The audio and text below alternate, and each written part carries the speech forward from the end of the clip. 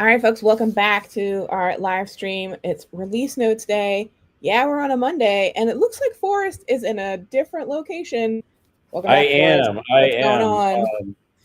I am lucky enough to be down here in Santiago, where the vast majority of our team has either joined in or actually lives here. So, Awesome. as a special bonus to release notes this week, I wanted to introduce the team behind Rundeck and Runbook Automation. So, I'm going to try and do this while holding my laptop in midair. For those that watch like community posts and have seen the GitHub usernames, right here on my right is Luis. Luis has been around the product for quite a while. And then down the line we have Jesus, Sarah, Greg Schuler, one of the founders of Rundeck. Back in the far back corner back there is Eduardo. He's new on the team working on some of our integrations. And then Carlos, Jaya, Rodrigo, and Jaime. So we're down here. We're all collaborating on how to make Rundeck bigger and better, and looking forward to sharing more of that in the future.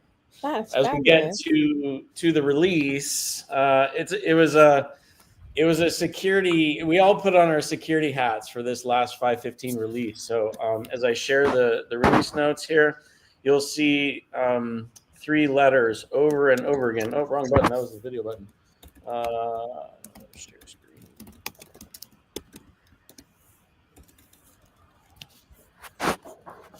So here in the release notes, the letters CVE show up all over the place. You can see this long list in the additional updates. These are typically updates that happen within the pro code. Maybe a few of the plugins make their way in. And then the links to all of the different fixes we did in the open source product.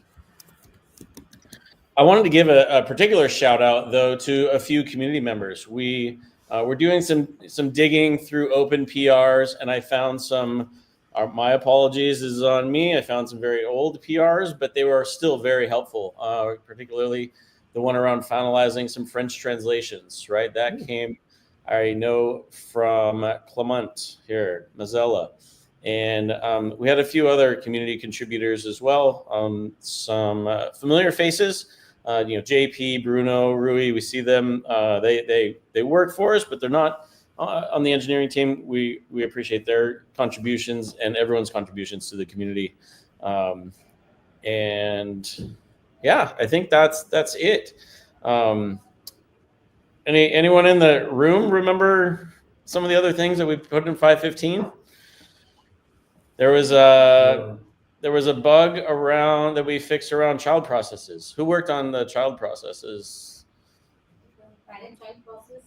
Yeah, in Windows? Yes. That was Jaya and Eduardo, right?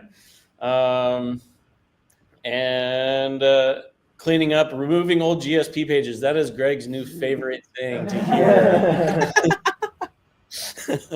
I think I've mentioned it on previous rundowns that we are moving away from the old GSP pages. There's old knockout code. We're moving all of that to Vue. That is something that Sarah and Greg are working on, together as a project a lot. Should really, help improve performance and our ability to expand the product. And just kind of quickly looking through the list here. Oh, and then something that Jesus worked on. You can also now force reauthentication regardless of activity status. We had a few very security conscious customers looking for that. So right now, the default, I think if there's no activity, it will time your session out after an hour. But this, you can also add an additional layer of, regardless of activity, if you want to log everyone out after 8 hours and force that reauthentication, you can do that as well.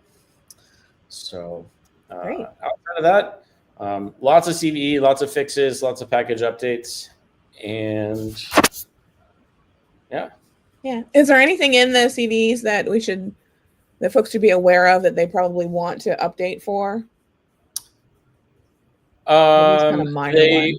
They were all targeted. So the CVE world has the low, medium, and high, and they were Yeah. all categorized in that high finding area. Okay. Some of them sometimes those can be a little challenging to fix because they're dependencies under dependencies under dependencies. And honestly, the vast majority of them, the product may or may not be actually vulnerable. We just like to update the package so that as customers run their own internal scans, it just comes clean. And we do have on our site, I'll grab the link really quick. We do have a list of other false positives that show up as well. Oh, okay, great. So that link, let's see if I can scroll through screens here quickly.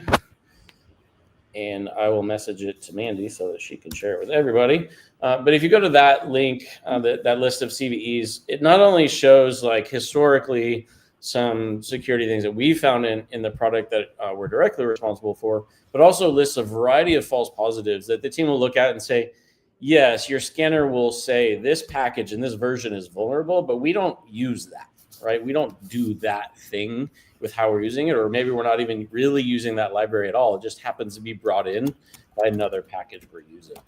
So we list those there if it's a false positive that we can't just patch to clear it. Great. That'll be super helpful for folks, I'm sure.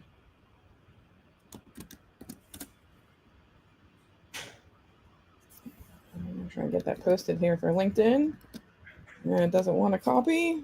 And it doesn't want to do the thing. All right, there it is for everybody else on the screen. I will get it fixed to LinkedIn. Awesome. All right. Anything else that's coming up that we want to talk to folks about before we head out? No, I think that last time we talked, we teased an update about runners that is coming in the next version, the 5.16 release. We're continuing some pretty extensive testing internally just to make sure that goes out smoothly. That's going to be fairly compelling. So I think some customers have heard about it. And then, like I said, we're here tucked in this tiny room with lots of people, and we are talking about the longer term, fun things that we have in store.